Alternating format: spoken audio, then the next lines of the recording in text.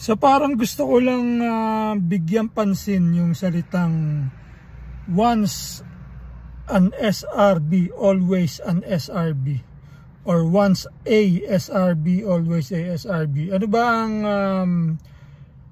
pinakakahulugan nitong salitang o ng sentence na once a SRB, always a SRB? So ang isang kahulugan niyan, ito, kapag ikaw pumasok ka sa SRB, yan ay panghabang buhay, at saka kahit saan SRB ka, hindi sa loob ng bahay, sa labas ng bahay, sa eskwelahan, sa simbahan, kahit nasan ka, kahit mag-isa ka, kahit may kasama ka o wala. Kaya once a SRB, always a SRB. Hindi pwedeng, kumbaga hindi siya damit na pwede mo siyang hubarin, di ba? Kumbaga ang SRB, once na itinanim na sa puso mo, sa iyo, andyan na yan palagi. Okay ba yun? Maganda ba yung paliwanag ko? So yung yung mga SRB na hindi aktibo,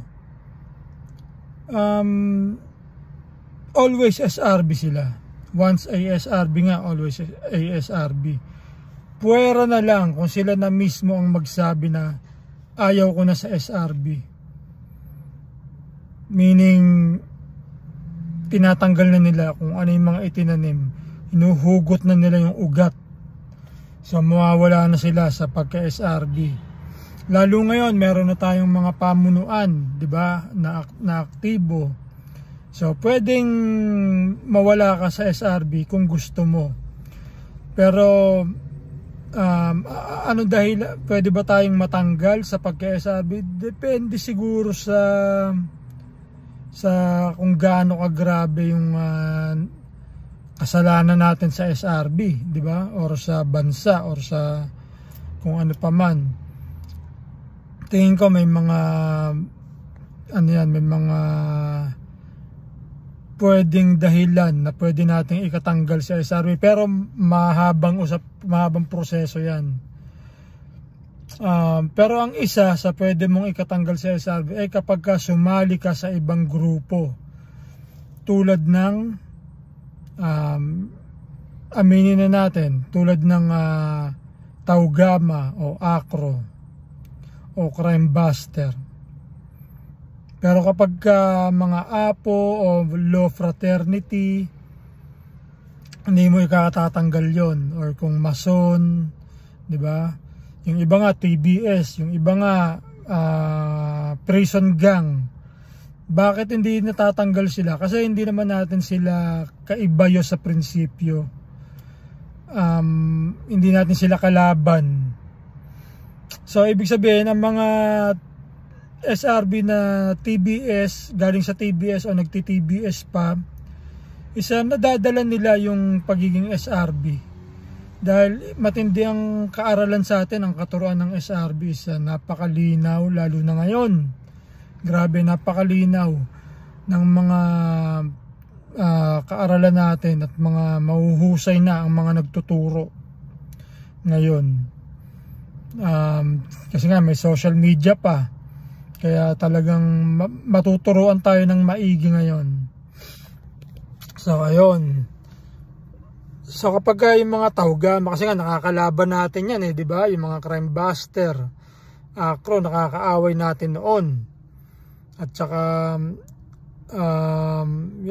bukod sa nakakaaway natin noon, meron pa nga tayong password, di ba?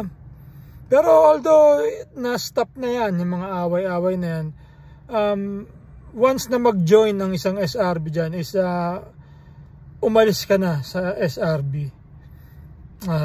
Yun ang yun ang pinaka implikasyon nun ay you left already the fraternity.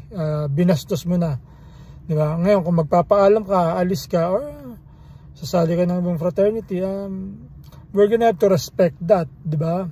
Kasi, decision mo yan eh. Nagdesisyon kang sumali sa SRB, decision mo din na kung gusto mo nang umalis, kung ayaw mo na, ay decision mo rin yon.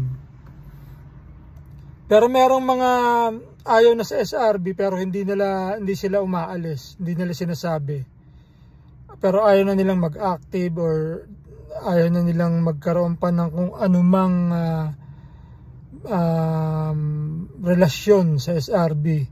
Kagaya ng isang ka-chapter ko, ayaw niya na mag-active, hindi na kami nag-uusap tungkol sa SRB, hindi na siya kumakamay. Pero nung makita niya na may bisita akong 2 SRB na taga Sigma noong 2011, nagpadala siya ng pulutan at siya pala mismo nagdala ng pulutan at pinakilala ko siya, yan tol, SRB, kaso ayaw niya na. Alam mo, sinabi sa kanya nung 2 taga Sigma, walang ayawan sa SRB, di ba? Pwede kang umayaw, pero kung inactive ka, pwede ka pa, SRB ka pa din.